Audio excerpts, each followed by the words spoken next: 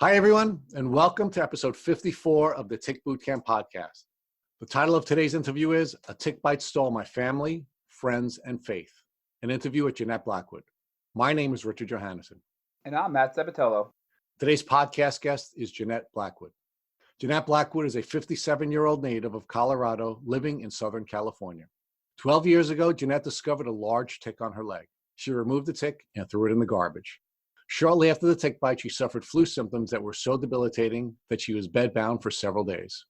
Jeanette was not tick aware and did not connect her symptoms to her tick bite. Over time, the flu would return with more debilitating symptoms, including vertigo, memory loss, loss of balance, and paranoia. As her neurological and mental health symptoms progressed, she began to suffer isolation. She lost family by going through a divorce, longtime friendships, and she left her church. Jeanette sought the assistance of doctors for diagnosis and treatment, but gave up on traditional medicine because her increasingly debilitating illness could not be explained by any of her doctors. Two events forced Jeanette to return to doctors for help. First, she went out shopping and could not remember how to get home. Then she took too many pills, requiring her fiancé to call the police because he feared for her safety. When the police arrived, Jeanette told the police she needed help. The failure of the Western medical community caused Jeanette to visit a naturopathic doctor who diagnosed and treated her with Lyme disease. Her naturopath designed a treatment plan that allowed Jeanette to regain her health. Today, Jeanette is remarried and has returned to church. She has recently discovered a protocol that has increased her energy to the highest level it has been since she suffered her tick bite. Hi, Jeanette, and welcome to our program. Hi, thank you for having me. So, Jeanette, can you share with our listeners where you live? At present, I live in Southern California in the high desert. And where did you grow up? I am originally a Colorado mountain girl, so this was a big change for me. And what do you do for work? What I do for work now is really just housewife. Was there a time when you worked outside of the home? Yes, I did a lot of industrial type jobs. I loved working in warehouses, and I actually in Colorado at one point had a job at industrial ceramics company. And so that required a lot of heavy lifting and strenuous type work that I was loading kilns and packing hot boxes and all kinds of really cool stuff. So what is your relationship status? I am happily married. We'll be celebrating 20 years December 4th. Well, congratulations. And do you have any children? Between us, we have 6, and when we got married, they all moved in. He had 4 boys, I had 2 girls, so kind of like Brady Bunch. Have any of the Brady Bunch brought you any grandchildren? Yes, we have 5 grandchildren, and recently found out that we are great-grandparents. Can you share with us what types of goals you were pursuing and what kinds of things you were pursuing before you began to show the symptoms of a tick disease? As far as goals, I don't know that I would really classify it as that. I just was a very outgoing, very involved person. I loved being in the community. I loved associating with different people in different situations and circumstances, and just very on the go all the time. And what kinds of social activities did you participate in during this very active time in your life? I was, like I said, I did a lot of industrial type work that was very strenuous and very outgoing. I was in my community and in my church, always being of service in some way, shape, or form. When did you begin to show the symptoms of what you now to know to be your tick disease? Now, I actually look back from the diagnosis and recognize now that there were symptoms that were going on before I knew what was happening. And I would say I was bit early on, probably about 23 years ago. I first started noticing severe flu symptoms, and they would come annually every year about Thanksgiving. And it wasn't like a regular flu. I seriously felt like I was dying.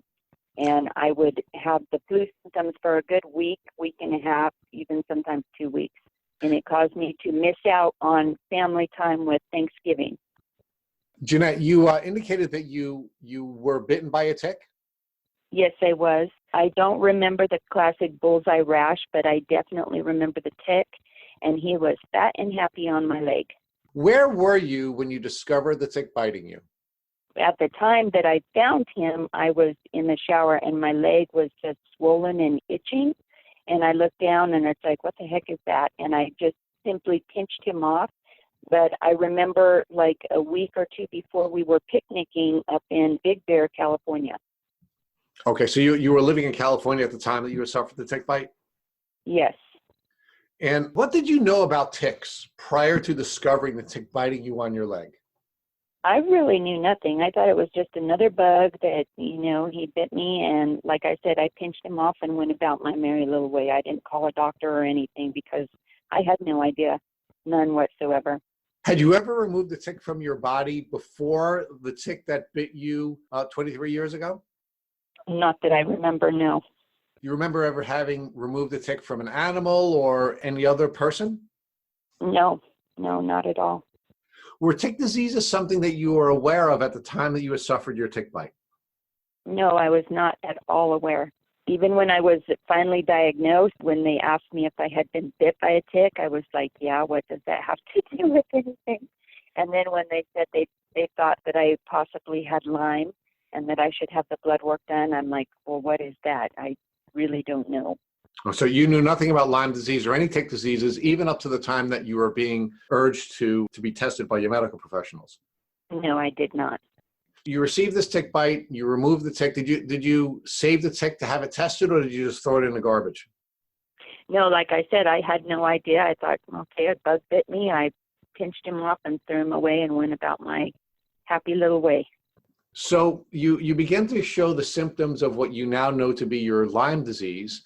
And how did those symptoms begin to interfere with your capacity to be the person you were happy to be?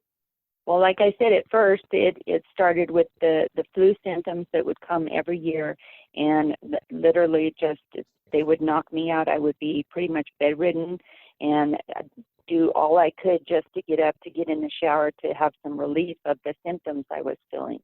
And that happened for a good probably 5 years. And then it actually started affecting my neuro pathways to where my joints were inflamed, and my mind has been the hardest thing that I've had to deal with because I miss pieces.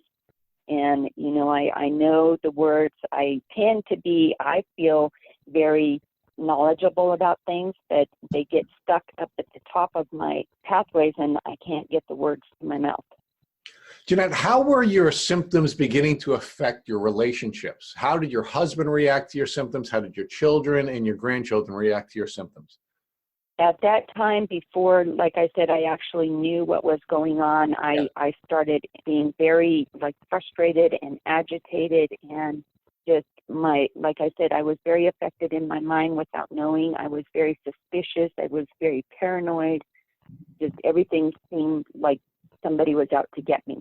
And this gets kind of sensitive for me because looking back, it's like if they would have known and would have suggested something, how much more of my life could I had success in? But I actually was married before this husband, and we were married 8 years, and it just fell apart because it was just crazy. I was crazy. Do you believe the way that you are responding to your tick disease caused you to suffer the divorce that you had before your current marriage? I do. I think there were some other factors, but I think that had a big role in it. And I know even at the time he would always say, there is something wrong with you. You are a crazy woman. And I was. And that was not the norm for me. It really wasn't. Jeanette, we've seen a number of different sacred relationships destroyed by tick diseases. For example, I guess it was our 51st podcast, we had this young woman, Michaela Vatra, whose father rejected her because he didn't believe that she was sick. So it's a very common phenomenon for social relationships to be destroyed by a tick disease. And it's important that I explore this with you a little bit more because I think our listeners need to hear about this so that they can protect themselves and their families from this. Were there any other social relationships that were either damaged or destroyed by the symptoms of your tick disease? Yes, I feel most definitely there were, because like I said before, I realized what was going on. I was very outgoing and very friendly and very jovial type person, and just relationships all around me just started dwindling. And people were like, it seemed like to me, and it might just be, my head thoughts again, because it was all disrupted in thinking that they were like intimidated by me. And then it would cause me depression, and then I would act out in that depression also, because it's like, what all of a sudden is going on that people are rejecting me? And I don't think I really realized how detrimental my relationships became, because I was just, like I said, suspicious and paranoid and depressed, and just everything was crazy. As your tick disease began to develop, and it developed from this sort of on and off challenge for you to a chronic challenge, did your relationships continue to become challenging, and did you find yourself becoming more and more isolated? Yes, most definitely. And later on in the time that I still didn't realize what was going on, I went into a 12-step program, because even though I didn't feel I had issues with drugs and alcohol, I knew that there was definitely something wrong and I needed some help. So I actually spent 7 years in a AA program, and I felt that it gave me a little bit of self-identity to just get in touch with my own self as a person, to, be able to maneuver myself better. But even then, I still had quite a struggle with relationships. One of the other challenges that a lot of our guests have talked about in the past is that it's also had an impact on their ability to be faithful people, that their relationship with God was challenged because of the thought patterns that were interfered by their Lyme disease. Did you find that to be a problem for you as well? Again, before I realized the diagnosis of it, and before I really realized what was going on, where normally I was a very faithful person in my relationship with the Lord, did hinder that also. I felt, again, suspicious with that relationship as much as any other relationship. And even where I felt very secure in my prayer life and, the reading of the Word, that was hindered also. And we appreciate you sharing that with our listeners, Jeanette. It's really important for folks to understand the breadth of the challenges that Lyme disease creates, because they're not just physical. They're also psychological, they're social, and they're spiritual. And it's a very, very painful spectrum of challenges that folks have to face. And we really thank you for sharing with us all of the information you're sharing with us. So, Jeanette, as you were going through your journey and your symptoms were developing, were you seeing doctors to seek a diagnosis for your illness? Yes, I was. And this is still before I knew the actual diagnosis. And I was working at a industrial ink plant at the time with chemicals that I made the paint for Lubridrape.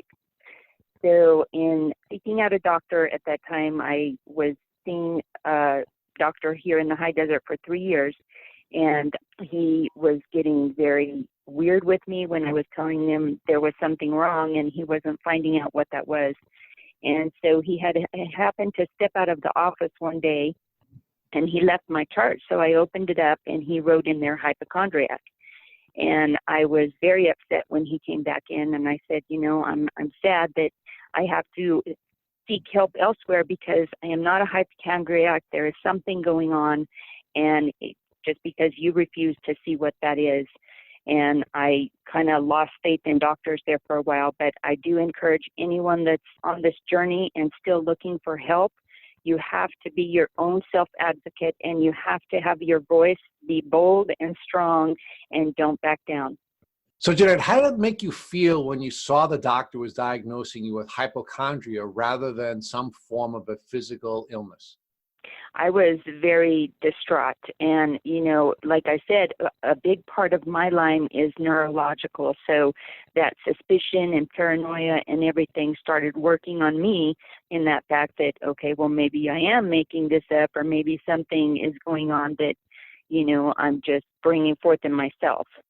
And it took me I'd say a good 2 years before I actually decided to seek out another doctor. And that was because I literally started losing my mind. I thought they were going to have to put me in a straitjacket and put me in a rubber room.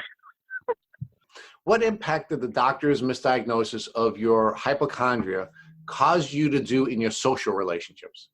I withdrew even more so, because I was thinking in myself, with the paranoia and suffering that I was having in my mind, that I didn't want to infect other people with this. And this was actually around the time that I was engaged to my now husband. And I remember many times, I was like going off the rails and craziness and saying, this is not who I am. There is something wrong. So, Jeanette, you said there was a 2-year window between when the doctor misdiagnosed you with a hypochondria and the time that you went to see another doctor. Yes.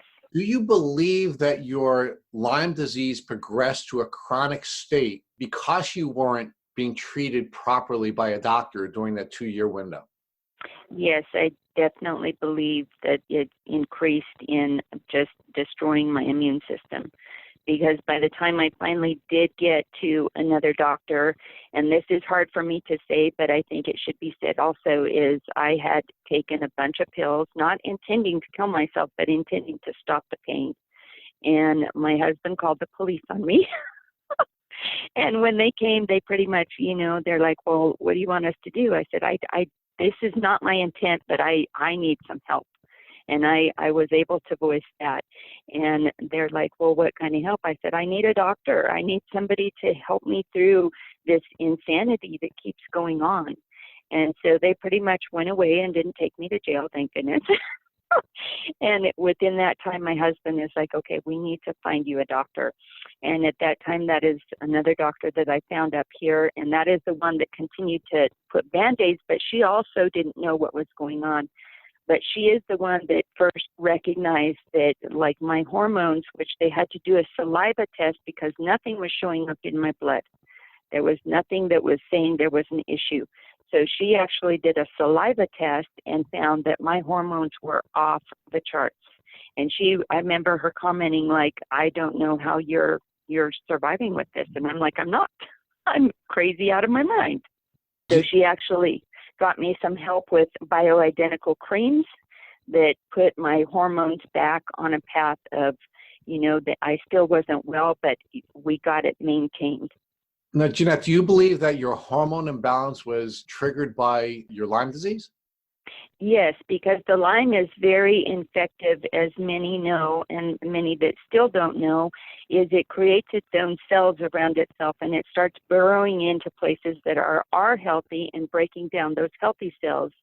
So he was basically, and I call it a he, but the parasite that it is was burrowing into my hormones and just wreaking havoc. So, Jeanette, you've now had the police called on you as a consequence of the challenges that you're facing emotionally. What impact did that have on your children, on your fiance, and your social circle in general? Well, pretty much it was just between my husband and I. He was very gracious and, very patient with me at that time. So my children didn't really know, which I've told them, since then, but that's been quite a while ago that happened. So the only effect was with him and I, but like I said, he's a very patient, wonderful man. Were you becoming more and more socially isolated as your disease was progressing when it was getting to this chronic stage? Yes, very much so. And that's a hard one because, like I said, I've always been very outgoing and very social and very jovial with people. And the suspicion and paranoia became just severe to where I didn't trust anyone, including my husband. And we really had to work through that. It was hard. So, Jeanette, you were sick for almost 10 years before you got a proper Lyme disease diagnosis, and your symptoms started as the flu-like symptoms. They developed into the suspicion and paranoia. What other physical symptoms did you develop over this 9-year period before your diagnosis? Oh my gosh, it became just unreal. I was beside myself at what was happening. And I started, like I said, noticing how it began was when I would go to my church. I would walk in, and it was a big vinyl tent. So, all along as I'm having these symptoms, I'm making excuses along the way also to try and figure out what the heck's going on. But I would walk in, and I would have a severe asthma attack to where I was literally coughing up a lung because of the chemicals, perfumes, and what have you. And it became so severe in that process that even as I was going, I also developed vertigo that couldn't, even hardly turn my head without everything spinning. So I believed, working things out, that because it was a vinyl tent, that there was probably mold in the building that was causing me reaction. So I ended up leaving my church, truly. And that was a hard thing in itself, because there again, that's a big part of my social, outreach of people that I know and love. And I left there after 18 years of involvement, and it subsided a little, but not much. I would have to watch, like walking into a Walmart store, the lights would affect me. The smells in the chemical aisle with the cleaners would affect me. So again, even more isolated, because I had to reserve myself from those places in case I had a reaction. And then it also got to the point as it progressed that I would be driving through town. I know my way around this town like the back of my hand, and I would forget how to get home. And I would have to call my husband, and it's like, I am so sorry, but I don't know where I'm at. And that's in the progression that it's like, I need some help. There is something wrong, severely wrong. While you were going through your 9-year, almost 10-year journey of being sick and these symptoms continued to develop, did you see any other specialists to address these specific symptoms you were having? Yes, I was sent to quite a few different doctors. There was one, I can't remember what his specialty was, but I know at that time they hooked me up with the wires there again, and he had a little machine that would calculate the nervous response in my cells. And so it would literally like jump when it would see a response of neuroactivity that wasn't on track. And then my other doctor, which is a DO that helped with the hormone issue, she was doing a lot of work with me in different areas. And like I said, at that point with her in this journey, they sent me to have tests done for MS, which came back negative. They sent me for tests to have done for lupus, which came back negative. They sent me for tests to do diabetes, which came back negative. So Jeanette, I also see that you've had some food allergies related to your illness. Can you explain what that is like for us? That is a very bizarre happenstance, because I am one that has always enjoyed my pizza and my French fries and donuts. And it got to the point early on that I would eat them, and later on in the day I would have a response, so I wasn't connecting that there was an issue with the foods. And then it got to the point where I was actually at my daughter's house in Colorado, and they had ordered in pizza, and I had a piece of pizza, and right away she's like, "Mom, what is going on?" And I said, "I don't know, what?" And my eyes were bulging out of my face. And when I went in to look at the mirror, by the time I got in there, my speech was slurred and I couldn't talk properly. So I started connecting that I couldn't eat any kind of doughy food, anything with any kind of gluten would cause me a response of a drunk effect, where my legs would go wonky. I couldn't walk a straight line to save my life, and my speech would be slurred and my eyes would be all bulgy. And what was the time period between you eating the food and the allergic reaction occurring? Like I said, in the beginning, it would be throughout the day, but then it got to the point, and I'd say within a year's time that started, that it would be instantaneous. That's when I was able to start putting pieces together that there were things that I couldn't eat. And the donuts would have a different response of I would lose my voice for a week. So depending on the type of food, it would affect you differently, whether you were walking and you couldn't balance and walk in a straight line, or you were having trouble speaking. Different types of food affected you differently, it sounds like. Yes. And in the beginning, before the diagnosis, we could laugh about it and joke about it and say, okay, I'd eat something. My husband is like, walk this straight line and touch your nose. And but then it was like, okay, this isn't funny anymore. Did you eliminate those foods from your diet once you connected the dots? Yes, I did. Were you still going to your regular doctor, but this is your MD still? She was actually a DO, and I did tell her, I said, there's something weird that's happening, that when I eat foods, I get physically drunk. And so that's when she actually did the test for MS, and it came back negative. So now going back to that with your DO, so at one point you basically said, you know what, she's not helping me. I have to move on and find another doctor.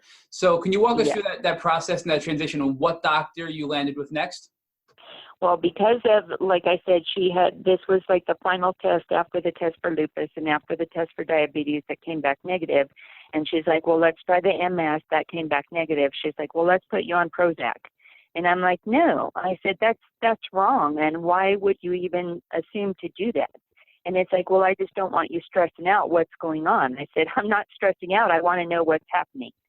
So in that respect, I called a few friends, and they recommended me to a naturopath that was down in Santa Ana. And granted to say, I had to do a 2-hour drive just to get to her. But when I walked in, that's when they did the biomeridian test, and they started questioning, like, have you been bit by a tick? And I'm like, well, yeah, what does that have to do with anything? And then when I told her the symptoms of my drunkenness and the forgetting and all of that neurological mess that was happening in regards to all that, she said, I think you possibly have Lyme. And even with that, I'm like, okay, well, what is that? I have no idea. So can you describe for our listeners what the biomeridian test was like? The biomeridian test, which even my mom and my daughter is like, okay, that's kind of weird. And I would think it is weird too if they didn't pick up some of the other things that I already knew were going on. So what a biomeridian test is, it's a little copper cylinder that you hold in your hand, and they put these little electrodes on your nerve pathways within your hands and your feet. And they basically read the neural pathways that jump when something is an issue. So before they got to the question of Lyme, they had already picked up that I had a vitamin D deficiency, that my hormones were all out of whack, and that I had a thyroid issue. So like I said, I already knew those things of me, and if I didn't see that in the test, I would say, this is kind of weird. But then because I saw that, and when they stopped and paused and asked the question about Lyme, it spiked, like it jumped off the page and came back into flow, and I'm like, okay, that's a trip. And they recognized that, yes, I definitely had the parasite. So although this test may seem wacky to some, it accurately diagnosed all of your known illnesses almost immediately. And then it came to the accurate conclusion that you have really bad Lyme disease after almost 10 years Yes. that no other doctor could help you identify. Yes, yes. I tell you, I loved that lady because it was like I finally had some kind of hope that I could like walk through, but I also remember that when she suggested that I go back to my doctor and get the blood test to accurately diagnose that in that blood test, that didn't come back by the CDC standards that I had Lyme either. But I had to also research on that because of the certain bands that were in that line of their conclusion, I definitely had bands that are only identified with Lyme and nothing else. And we know that testing is not accurate. I mean, the Western blot and the ELISA tests are known for being inaccurate in many cases. And just based on your symptoms alone, a doctor could have diagnosed you clinically based on your symptoms being classic Lyme disease symptoms. Yes. And prior to this naturopath, not one doctor thought about Lyme disease or tick disease. No, and that was a discussion I had with my husband. I said, this is just bizarre to me, is how no one else ever even thought to ask about this. I had to go to a naturopath doctor for them to even suggest anything like that. So did you believe right away the naturopath when she told you that you had Lyme disease, or were you still a little weary based on the type of testing? I think I was a little bit weary, but at the same time, I was so desperate at that point to have a label, some kind of direction that I could run after to get some kind of help. And I know in the process of working with her, because not only the Lyme, but it's part of the co-infection that I had all these other parasites. And when she started working on that and I started feeling like something was changing, then I was able to grasp the idea that, okay, I have this Lyme. And then when I started reading about the Lyme, that was like, wow. I had to breathe deep, and I think I kind of went into depression for probably about a month, and then it's like, okay, I have a diagnosis, I have a plan, and I'm going to go after it. So at this point, Rich mentioned earlier about your faith and your belief in God and how that was sort of shaken throughout this journey. Where was your faith at during this time when you went to the naturopath? By that time, I was back into the fullness of who my God is to me. And I remember when I had the diagnosis, I came home and I fell on my face and I said, okay, Lord, I trust that you have a plan because, one of my favorite books is Job. And he talks about, well, you go ahead and test her and you're going to find that she's going to rise above this. And it is only because of my faith that I believe I have the strength that I do a lot of times because it's hard. It is. I'm not going to say it's easy to anybody, but it's something that I continue to pursue and continue to walk out knowing that, I just have to change things up and it's going to be okay. So you mentioned that once your naturopath started working on you and you saw some symptom relief, you realized that this was the real deal and you had Lyme disease. What type of treatment protocols was your naturopath using on you? It was a lot of supplement type things, which I worked with the Zymogen through her office. And one of the big things that she started me on right away was drops, homeopathic drops that are the Ver and the Parasite Complex. So I did definitely, as I started taking those, I had herxing effects, which she explained to me too, that I had no idea what that was in the beginning. And so I crashed hard a couple of times with the herxing, but I also noticed that I started progressing in feeling somewhat better than what I did. And these homeopathic drops were used to sort of attack and kill the parasites. What was in these drops? Do you know what your homeopathic doctor put into these drops? There's a lot of natural, like I said, elements in these. And I'm looking at the back now, and it goes on and on and on. But the active ingredients on the Ver is seriously like probably about 20 lines of stuff that's in there. Like a Tecrium, Maru, 3X, and all these names that I probably would butcher if I tried to tell you. In addition to the homeopathic drops to attack and kill the bacteria, was your naturopathic doctor also working on restoring and rebuilding your immune system in parallel to this? Yes. Like I said, that my immune system was totally shot, and I actually discussed with her because I had started doing research on the whole thing about doing the antibiotic IV drip. And she told me straight up, she's like, I do not want you to do that because your immune system is so far compromised that would really crash you hard. And so I just trusted her, and it was a long process in getting well, but in that process, they started working with my DNA system, which that's something that I, refer to many even that I talk to that have Lyme. I said, I can tell you what I do, but you need to find your own path because we each have a different system in how we react and respond to different aspects of our healing. In addition to healing your immune system, you mentioned that you had a lot of herx reactions. Did you take any sort of detox protocols? No, and kind of like we had talked before you started the broadcast, I was one that also had ill effects in trying to detox.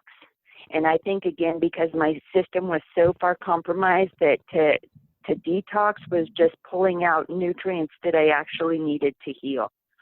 At any point, did you ever use antibiotics for your treatment protocol? So I have pretty much through my whole journey has been all natural elements of healing.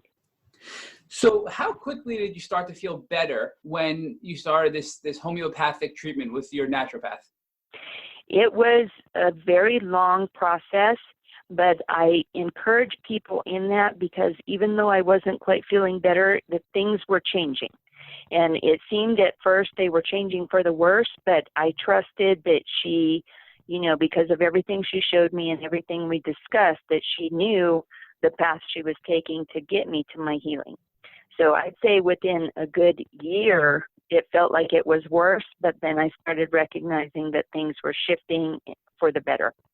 And it's important to note this is after almost 10 years of being very sick and having the Lyme bacteria really destroy your body. So not only having all these bacteria roam wild in your body, but also having to repair the damage that was done by the bacteria. Most definitely. Where would you say you were at your worst? Were you bedbound? Were you homebound?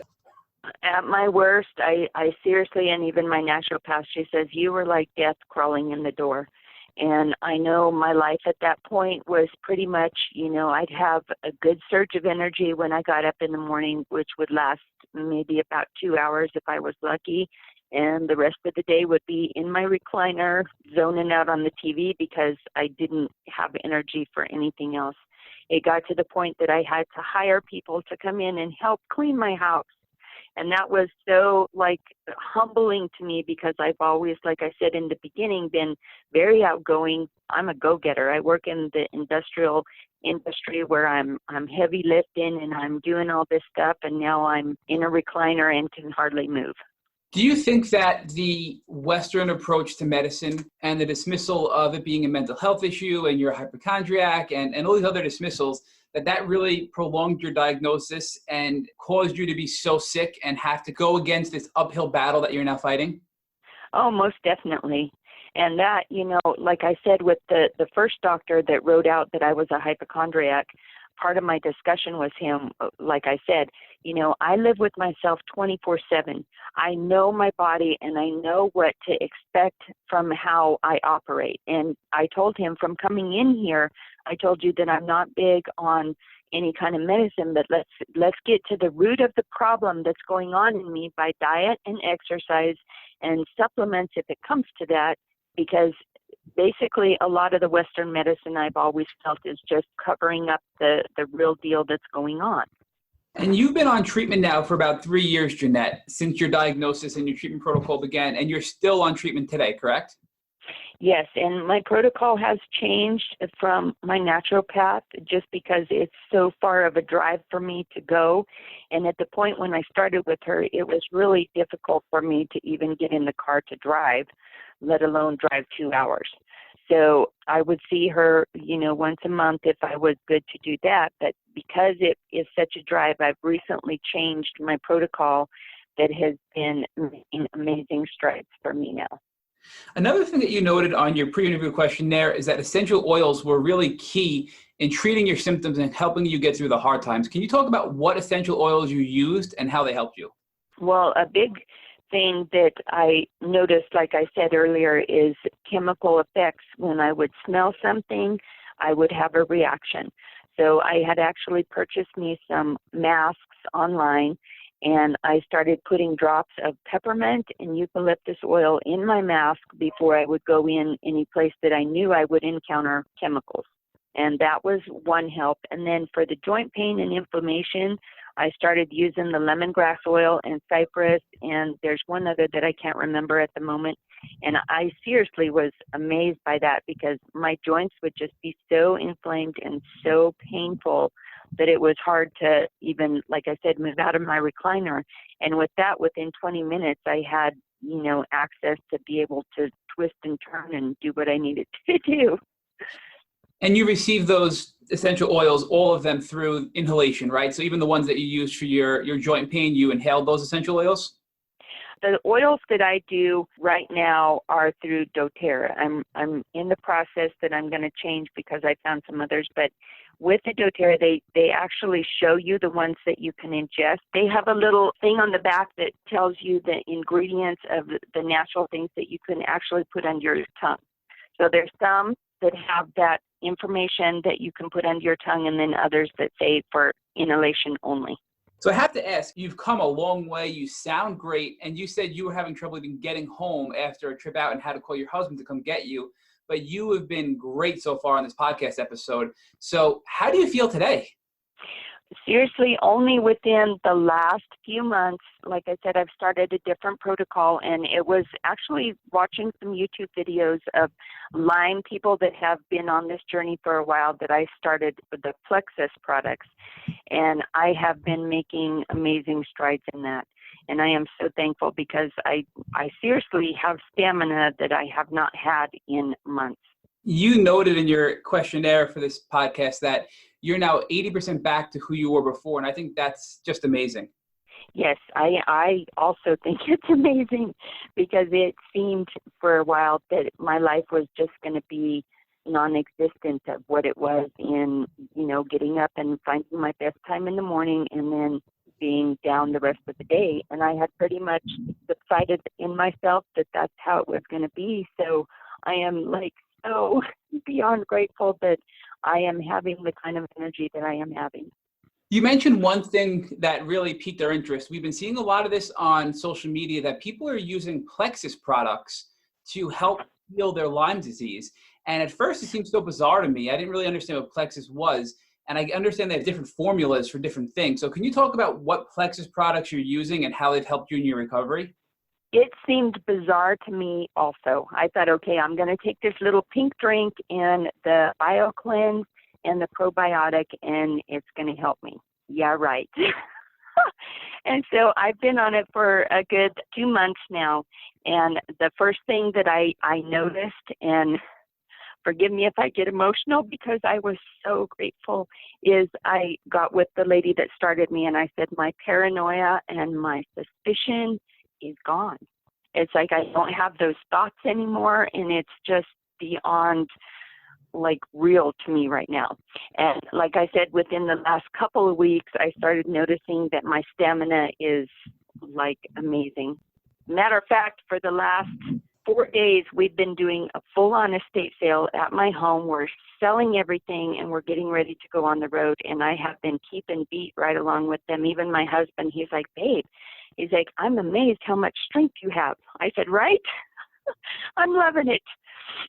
So you really credit this Plexus product with helping you eliminate your paranoia that you've had and really give you the strength and stamina to a new level that you haven't had since your illness. Well, simply for the fact that's what I've been on and it changed, I believe that what they're saying is true. And like I said, I have been following a few different people on YouTube that have shared their journey. And the one, Shoshana, that has been very evident for me watching her on a regular basis has been about her journey for a good 2 years that I've been paying attention, and she's doing amazing. So it's like, okay, if it works for her, because she was far worse than I was, I think. And if it works for her, then I'm going to give this a try. Jeanette, one of the things I've noticed out on social media from other people using Plexus and the warnings that I've seen are you can have a very strong Herx reaction when you start the Plexus product, and they recommend starting at a much smaller dose. Is that something that you were aware of, or did you experience any Herx reactions when you started the product? I would agree again that anybody needs to take things slow until they recognize what works for their body. But because I had already been working with my naturopath and had already gone through a lot of that, I feel my body was up to par more than it was to be able to go in full dose with this. And I'm one too that I just tend to let's suck it up and do this thing because I'm tired of feeling like crud. So I do kind of just jump into things that, maybe I should take slower, but I did not notice a lot of herxing effect. I'm having a little now, but it's manageable to me. Jeanette, one of the things we've really enjoyed about doing this podcast is that we've seen some really beautiful transformations take place in folks who have gone through these chronic disease journeys. Can you share with us what positive things have happened in your life as a consequence of your chronic Lyme disease journey?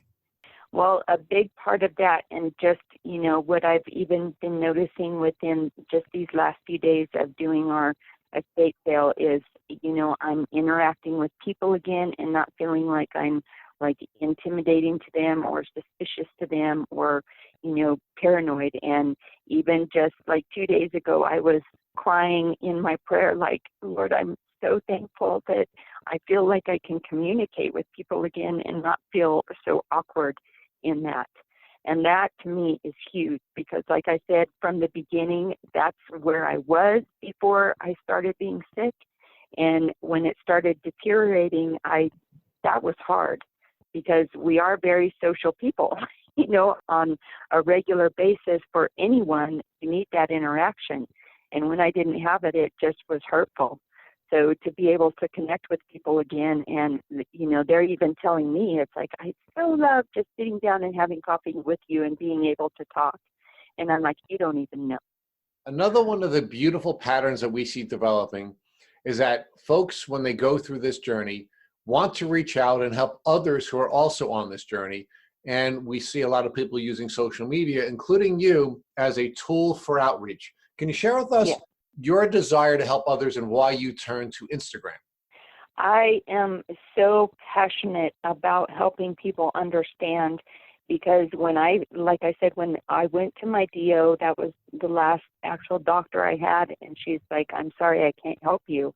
I just was devastated. It's like, how can a doctor that has taken the Hippocratic oath not be able to give me some advice in this direction?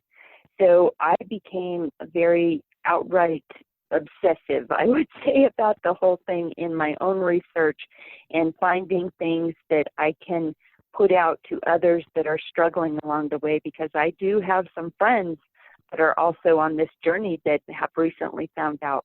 And like I said, again, I tell them, I have a path that works for me, but I am more than willing to help you understand, but you also have your own symptoms, your own DNA that is going to be different from mine, but keep progressing, keep pushing forward, keep seeking out what is going to be your best path.